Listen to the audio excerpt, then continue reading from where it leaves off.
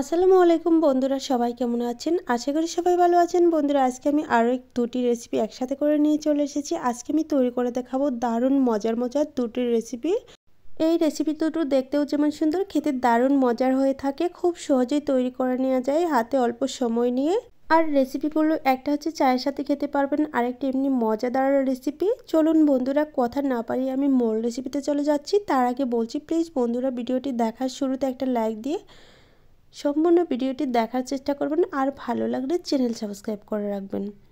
তার সাথে বলছি, আমার যদি কোনো নতুন বন্ধু এসে থাকেন তাহলে প্লিজ ধৈর্য ধরে সম্পূর্ণ ভিডিওটি দেখার চেষ্টা করবেন, এতে করে অনেক বেশি ভালো লাগবে। চলুন বন্ধুরা, এখন আমি মূল ভিডিওতে চলে যাচ্ছি। তার সাথে বলছি, প্লিজ বন্ধুরা সম্পূর্ণ ভিডিওটি দেখে তারপর আপনারা বাড়িতে ট্রাই করবেন, এতে করে খুব সুন্দর একটা রেজাল্ট পেয়ে যাবেন। চলুন আমি এখন মূল ভিডিও শুরু করে দিচ্ছি। আজকের প্রথম রেসিপি তৈরি করার জন্য লাগছে এখানে সাবুদানা। আমি সাবুদানাটা 20 মিনিটের মতো ভিজিয়ে রেখেছিলাম, এখন কিন্তু অনেকটা নরম হয়ে এসেছে। বন্ধুরা, আমি ছোট দানার সাবুদানাটা নিয়েছি, আপনারা চাইলে বড়টা নিতে পারবেন, এতে করে একটু বেশি ভিজিয়ে রাখতে হবে।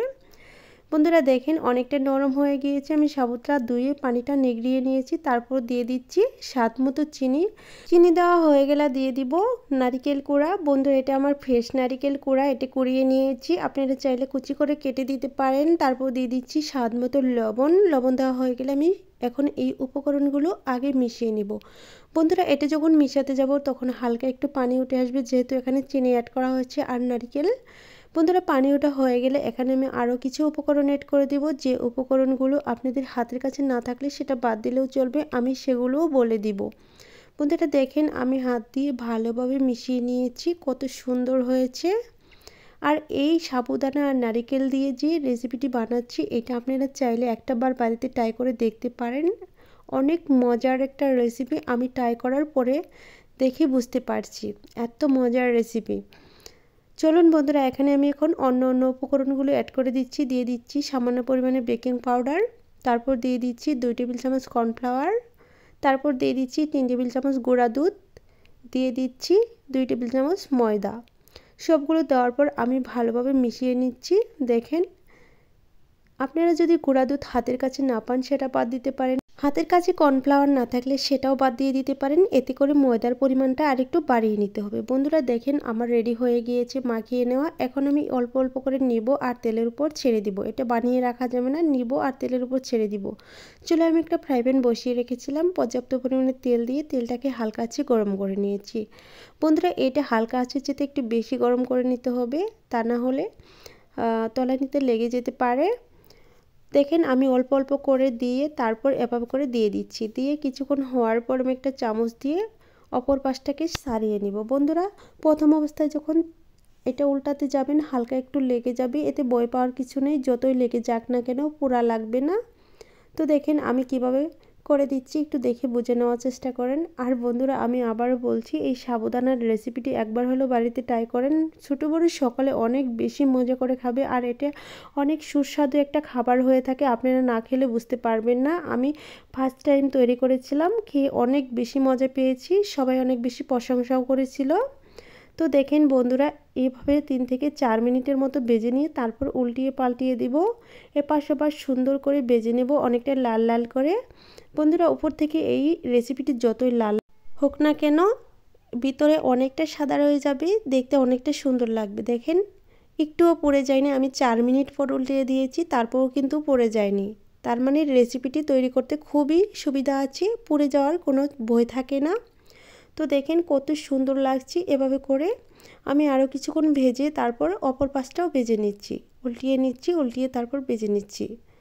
বন্ধুরা, যতক্ষণে আমি এই নাস্তাগুলো ভেজে নেব ততক্ষণে বলছি, প্লিজ বন্ধুরা আমার রেসিপিগুলো কেমন লাগে অবশ্যই কমেন্টের মাধ্যমে জানিয়ে দিবেন, আর ভালো লাগলে চ্যানেল সাবস্ক্রাইব করে রাখবেন। তার সাথে বলছি, প্লিজ বন্ধুরা আমার যদি কোনো নতুন বন্ধু এসে থাকেন তাহলে সম্পূর্ণ ভিডিওটি দেখবেন, দেখার পর ভালো লাগলে চ্যানেল সাবস্ক্রাইব করে রাখতে পারেন। আর আমার ভিডিও সবার আগে পাওয়ার জন্য নোটিফিকেশন অন করে রাখবেন, এতে করে আমার ভিডিও আপনার কাছে সবার আগে পৌঁছে যাবে। তো দেখেন, আমার প্রায় ভেজে নেওয়া হয়ে গেছে। এখন আমি একটা ছিদ্রযুক্ত চামচ দিয়ে তেল ঝরিয়ে একটা প্লেটের উপর সবগুলো এই যে পিঠা তুলে নিচ্ছি। এগুলো পিঠা বলতে পারেন, নাস্তা বলতে পারেন, এগুলো চায়ের সাথেও খেতে পারবেন, আবার এমনিতেও খেতে পারবেন। দারুণ মজার হয়ে থাকে এগুলো। ঘরের সংরক্ষণ করে রাখতে পারবেন 7 দিনের মতো। 7 দিনের মধ্যে কোনো রকম নষ্ট হবে না এবং কি নরমও হবে না। যে অবস্থায় থাকবে সেরকমভাবে 7 দিন পরেও খেতে পারবেন। বন্ধুরা দেখেন আমি সবগুলো তুলে নিয়েছি, আর সবগুলো একসাথে করে তুলে নিয়ে এসে দেখাবো সবগুলো কতটা সুন্দর হয়েছে। বন্ধুরা এই যে আমি সবগুলো একসাথে করে নিয়ে চলে এসেছি। আমার কিন্তু এখানে অনেকগুলো নাস্তা হয়েছে, অনেকগুলো পিঠা হয়েছে। দেখেন কত সুন্দর লাগছে, সাবুদানার দানাগুলো অনেকটা সুন্দর দেখাচ্ছে। আমি ভিতরটা যখন ভেঙে দেখাবো তখন বুঝতে পারবেন পিঠাগুলো উপর থেকে যতটা লাল লাল ভিতরটা ততটা সাদা ধবধবে। বন্ধুরা নারিকেল যখন মুখে পড়ে তখন খেতে দারুণ মজার হয়ে থাকে। দেখেন কত সুন্দর একটা পিঠা রেসিপি। আপনারা দেখে নিশ্চয়ই বুঝতে পারছেন ভিতরটা কত সুন্দর। একদমই স্টিচের মতো, একদম টানলে একটু কেমন জানি রাবার রাবার মনে হয়, খেতে দারুণ মজার হয়ে থাকে। দেখেন প্রতিটা পিঠার ভিতরই কত সুন্দর লাগছে। একবার হলো ট্রাই করবেন, আমি বারবার বলছি আপনারা খেয়ে বারবার এই রেসিপিটি ট্রাই করার চেষ্টা করবেন। বানিয়ে রাখবেন করে, বাচ্চারা খেয়ে পছন্দ করবে, ওরা তো বারবার রিকোয়েস্ট করবে এমন রেসিপি তৈরি করে দেওয়ার জন্য।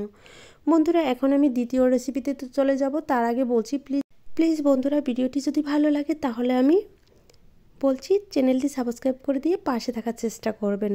এখন আমি দ্বিতীয় রেসিপিতে চলে যাব। ওই রেসিপিটিও অনেক মজার একটা রেসিপি, আপনারা সাথে থেকে দেখবেন অনেক বেশি ভালো লাগবে আর অনেক প্রশংসাও করবেন আমার রেসিপি বাড়িতে ট্রাই করার পর। দেখেন অনেক সুন্দর হয়েছে। এখন আমি আরেকটা ভিডিওতে চলে যাচ্ছি। আজকের রেসিপি তৈরি করার জন্য প্রথমে নিয়েছি হাফ কাপের 3 কাপ চাউল। বন্ধুরা এটা হচ্ছে ভাতের চাউল, ভাতের সেদ্ধ করা চাউল। এখানে আতপ চাউল নেওয়ার কোনো প্রয়োজন নেই, ভাত রান্না করা চাউলগুলো নিলেই হয়ে যাবে। আমি 3 কাপ চাউল নিয়েছি হাফ কাপ দিয়ে। এই চাউলগুলো এখন আমি ভেজে নেব। এখানে লবণ পানি কোনো কিছু অ্যাড করতে হবে না, এগুলো ভেজে নেওয়ার জন্য আমি চুলায় চলে যাব। এগুলো ভেজে নেওয়ার জন্য চুলায় চলে যাব। দেখেন আমার চাউলটা হচ্ছে ভাতের চাউল, আপনারা যে কোনো ভাতের চাউল নিতে পারেন। এখন আমি ভেজে নেওয়ার জন্য চুলায় চলে আসলাম। চুলায় একটা ফ্রাই প্যান বসিয়ে দিয়েছি, আর এই ফ্রাই প্যান গরম করার পর আমি ফ্রাই প্যানে চালগুলো দিয়ে দিচ্ছি। আমি 3 বার চালগুলো দিয়ে ভেজে নেব। একেবারে দিতে গেলে সবগুলো চাল একেবারে ফুটতে সম্ভব হচ্ছে না, তার জন্য অল্প অল্প চাল দিয়ে ভেজে নিলে চালগুলো সুন্দরভাবে ফুটে যাবে। দেখেন বন্ধুরা কিছুক্ষণ নেড়ে চেড়ে এভাবে করে চালগুলো ফুটিয়ে ভেজে নিতে হবে। খুব সহজেই ফুটে যাচ্ছে। এই চাউলগুলো ভাজতে বেশি সময় লাগে না, অল্প সময় হলেই ভেজে নেওয়া যায়। বন্ধুরা দেখেন আমার চাউলগুলো ভেজে নেওয়া হয়ে গেছে। আমি একইভাবে সবগুলো চাউল ভেজে নিব, ভেজে তারপর দেখাচ্ছি সবগুলো চাউল কেমন হয়েছে। দেখেন বন্ধুরা আমার সবগুলো চাউল ভেজে নেওয়া হয়ে গেছে। এখন আমি এই চাউলগুলোতে নর্মাল তাপমাত্রার পানি দিয়ে ভিজিয়ে রাখবো 10 মিনিট। বন্ধুরা অবশ্যই 10 মিনিট ভিজানোর পর এই চাউলগুলো অনেকটা ফুলে যাবে আর রঙটা একটু চেঞ্জ হয়ে আসবে, একটু সাদা সাদা ভাব হয়ে যাবে। যেহেতু এখন একটু লাল লাল লাগছে, এই লাল লাল ভাবটা চলে যাবে। দেখেন 10 মিনিটের মতো ভিজিয়ে রাখবো, রেখে তারপর এটাকে নিগড়ে নিয়ে চলে আসবো। দেখেন কতটা সুন্দর লাগছে চাউলগুলো ভেজে নেওয়ার পর। আর এই ভাজা চাউল দিয়ে আমি তৈরি করে নিব বরিশালের বিস্কি। আমি জানি না এটার নাম কি, আমি যতটুকু শুনেছি এই রেসিপির নামটা হচ্ছে বিস্কি। তো যাই হোক, এই যে আমি দেখেন 10 মিনিট পর নিয়ে চলে এসেছি। এখন কিন্তু অনেকটা ভিজে গিয়েছি আর নরমও হয়ে গেছে, কালারটাও চেঞ্জ হয়ে গেছে। বন্ধুরা দেখেন কত সুন্দর হয়েছে। আমি পানিটা নিগড়িয়ে নিয়েছি। এখন আমি চুলায় চলে যাব ভেজে নেওয়ার জন্য। চুলায় একটা ফ্রাই প্যান বসিয়ে রেখেছি, আর এখানে দিয়ে দিচ্ছি 1 টেবিল চামচ ঘি। বন্ধুরা ঘিটা দেওয়ার কারণে খেতে দারুণ মজার একটা ফ্লেভার পাওয়া যাবে। ঘি দেওয়া হয়ে গেলে এখানে দিয়ে দিব নারকেল কুচি। বন্ধুরা আপনারা নারকেলগুলো কুচি করে নেবেন যেভাবে ইচ্ছা সেভাবে। আমি নিয়েছি একটু বড় করে। প্রথমে ঘিটা হালকা গরম করে নিতে হবে। গরম করে নেওয়া হয়ে গেলেই এখানে নারকেলটা দিয়ে দিলেই হয়ে যাবে। আমার ঘিটা কিন্তু গরম হয়ে গিয়েছে। এখন আমি কুচি করার নারকেল দিয়ে দিচ্ছি। এখানে 3 টেবিল চামচ কুচি করার নারকেল দিয়ে দিচ্ছি। আপনারা চাইলে কমিয়ে বাড়িয়ে দিতে পারেন, তবে নারকেলটা একটু বড় করে কুচি করে দেওয়ার চেষ্টা করবেন, যখন মুখে পড়বে অনেক বেশি ভালো লাগবে। ঘিয়ের মধ্যে নারকেলটা 2 মিনিটের মতো ভেজে নিতে হবে হালকা করে। 2 মিনিট ভাজা হয়ে গেলে এখানে দিয়ে দিব আমি আখের গুড়।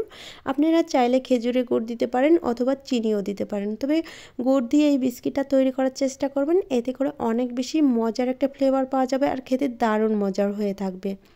গুড়টা দেওয়ার পর আমি এই যে গুড়টা আর নারকেলটা ভালোভাবে ফুটিয়ে নেব। ফুটিয়ে নেওয়া হয়ে গেলে যে আমি চাউলটা ভেজে পানি ঝরা দিয়ে রেখেছিলাম সেই চাউলটা এখানে দিয়ে দিব। দেখেন আমার গুড়টা ফুটিয়ে নেওয়া হয়ে গেছে। এখন আমি এখানে চাউল দিয়ে দিব। কত সুন্দর হয়েছে দেখতেই পাচ্ছেন, কালারটা কিন্তু অনেকটা সুন্দর হয়ে গেছে ভেজে নেওয়ার পর। এখন আমি চাউলটা দিয়ে দিচ্ছি। দেখেন চাউলটার কালার অনেকটা চেঞ্জ হয়ে এসেছে। বন্ধুরা এভাবে করেও তৈরি করে দেখতে পারেন। রেসিপিগুলো কত মজার হয়ে থাকে জানি না আপনাদের কাছে কেমন লাগবে। আমার কাছে তো অসাধারণ লেগেছিল। এমন নতুন রেসিপি খেয়ে সবাই প্রশংসা করেছিল। নেড়ে চেড়ে কিছুক্ষণ মিশিয়ে নেওয়ার পর দিয়ে দিচ্ছি স্বাদমতো লবণ আর দিয়ে দিচ্ছি আরও কিছুটা নারিকেল কুচি। বন্ধুরা এটা আমি কুড়িয়ে নিয়েছি। প্রথমগুলো দিয়েছি একটু আস্তে আস্তে, আমি দুরকম করেই দিয়েছি খেতে যাতে ভালো লাগে। তারপর দিয়ে দিচ্ছি এখানে 1 কাপের মতো পানি। দেওয়ার পর নেড়ে চেড়ে ভালোভাবে মিশিয়ে নিচ্ছি। মিশিয়ে নিয়ে ঢাকনা দিয়ে ডেকে রাখবো 5 মিনিটের মতো। যতক্ষণে পানিটা শুষে না নিচ্ছে ততক্ষণ আমি ডেকে রেখে রান্না করে নিব। দেখেন কতটা সুন্দর হয়েছে। এখন আমি ঢাকনা দিয়ে ডেকে দেব পুরো 5 মিনিটের জন্য। 5 মিনিট হাই হিটে রান্না করে নিব। আর 5 মিনিট রান্না করার পর তারপর আমি খুলে দেখাবো কতটা সুন্দর হয়েছে। এখন আমি নেড়ে চেড়েই পানিটুকু শুকিয়ে নিব। বন্ধুরা যতক্ষণে আমি নারিকেলের এই বিস্কিটটা তৈরি করে দেখাচ্ছি ততক্ষণে বলছি আপনারাও ট্রাই করবেন। আর ট্রাই করে ভালো লাগলে কমেন্ট করে জানাবেন। যদি ভালো লাগে চ্যানেল সাবস্ক্রাইব করে রাখবেন আর পাশে থাকা বেল বাটন অন করে দিবেন আমার চ্যানেলে ভিডিও সবার আগে পাওয়ার জন্য। আর আপনাদের আমার চ্যানেলে ঘুরে আসার জন্য অনুরোধ রইল, আপনারা চাইলে একবার ঘুরে আসতে পারেন, অনেক বেশি ভালো লাগবে। বন্ধুরা দেখেন কথা বলতে বলতে আমার এই যে বিস্কিটটা রেডি হয়ে গিয়েছে। এখন আমি সার্ভ করে দেখাবো। আমি গরম গরমই সার্ভ করে দেখাবো। আর গরম গরম খেতে দারুণ মজার হয়ে থাকে। একটা প্লেটের উপর আমি সার্ভ করে দেখাচ্ছি। দেখেন কত সুন্দর আর কত ঝরঝরে রসালো রসালো হয়েছে। এভাবে করে বাচ্চারা খেলেও অনেক বেশি মজা পাবে। যেহেতু এটা খুব সুস্বাদু একটা খাবার, তারা খেলে অনেক বেশি মজা করে খাবে। বন্ধুরা দেখেন কতটা সুন্দর লাগছে। আর আপনারা কে কে এই রেসিপিটি খেয়েছেন আমাকে অবশ্যই জানাবেন। আমার আগে কে কে খেয়েছেন, আমি প্রথম তৈরি করেছি এবার। আপনারা যদি আগে খেয়ে থাকেন কেমন লাগে অবশ্যই জানাতে পারেন। দেখেন কত সুন্দর হয়েছে। আমি একটু ডেকোরেট করে নিচ্ছি নারকেল কুচি দিয়ে। আপনারা চাইলে অন্য যে কোনো ফল ফ্রুট দিয়ে রেডি করে নিতে পারেন, তবে আমি নারকেল দিয়ে দিচ্ছি। দারুণ লাগছে। এখন আমি একটু চামচে তুলে দেখাবো কেমন লাগে। দেখেন কত সুন্দর হয়েছে। বন্ধুরা কথা বলছি অনেক, এখন আমার বিদায় নেওয়ার পালা। আজ এই পর্যন্তই। ভালো থাকবেন, সুস্থ থাকবেন, আল্লাহ তাআলার কাছে এই কামনা করে বিদায় নিচ্ছি। পরবর্তীতে আবারও দেখা হবে নতুন কোনো রেসিপি নিয়ে। ততক্ষণে সবাই অনেক বেশি ভালো থাকবেন, অনেক বেশি সুস্থ থাকবেন আর নিজেদের প্রতি নিজেরাই যত্নশীল হবেন। খোদা হাফেজ।